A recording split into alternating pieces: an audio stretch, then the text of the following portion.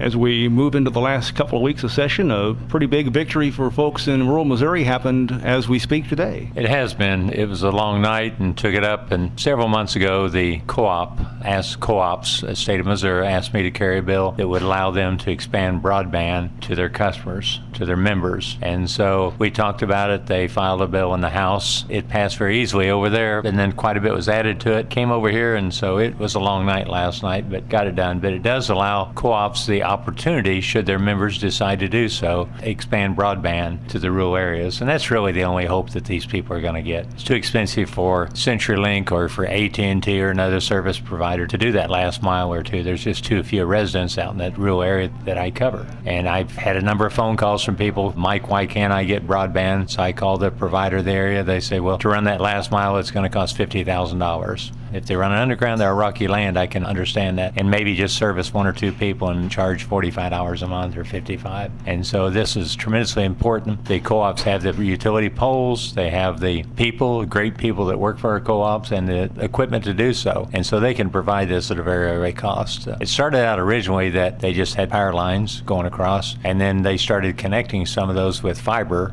to their substations where they could monitor their substations. And from there, they started getting requests for service. Show Me Power that supplies that to our co-ops does not do residential service. But that's how it all started. Some people got upset. One person got upset because he could not get service off the Show Me fiber optics, and then end up filing a lawsuit, and then it ended up gone to court a number of different times. Show Me Power's prevailed. The two times it's still waiting in court. First time there's a $79 million judgment against Show Me, which that means Show Me customers, which that means co-op members have to pay. That higher court kicked it out, went back to lower court. Then she apparently was upset and went for a $131 million judgment, and then that got kicked out from the higher court, and now it's back to see. It's just waiting to see what's going to happen from there. So the trial lawyers, in my opinion, seen a gold mine sitting out there, and they started going to co-ops and said, hey, you can either pay us $500,000 million or whatever, or we're going to file suit against you because you did not have the right to put that fiber optics cable across us, even though it's in the same line oftentimes as the power line. And so that's how the whole thing started. So co-ops just stopped service because they weren't willing to get sued and couldn't put their members in that kind of jeopardy. So the bill's a huge win. We got it out that night, and then it went to the governor. So it's kind of unusual, but just today I had 3 bills go to the governor for signature, and that's kind of unheard of to get 3 in one day, but just got lucky and happened to hit on it. On the broadband bill, assuming it's signed and takes effect on August 28th, how soon do people start seeing the ability to have broadband? Well, some co-ops had already initiated work, and they just stopped whenever this happened. They started getting threatened with a lawsuit. They just stopped. Some, I'm sure, will never intend to do so because they huge expense and where they get the money. Others, it's just going to be up to the members. You know, the members can go to their board, and then their board decide whether or not they want to take it on. One of the most successful is up in north central Missouri, actually right along this I-70, and they started their own and have been incredibly successful. They've got the 3rd fastest broadband speed in the Midwest and a really, really low cost. Their customers, board members, are just tickled to death, and then the members of the co-op are so happy to have that kind of service. So it's available should they choose to take it on. This is just a vehicle, and they're not meant out there to compete with another provider, but other providers aren't willing to offer that service because they're in there to make money and they can't. And so for them to go out and take all that on is pretty tough for them to do. But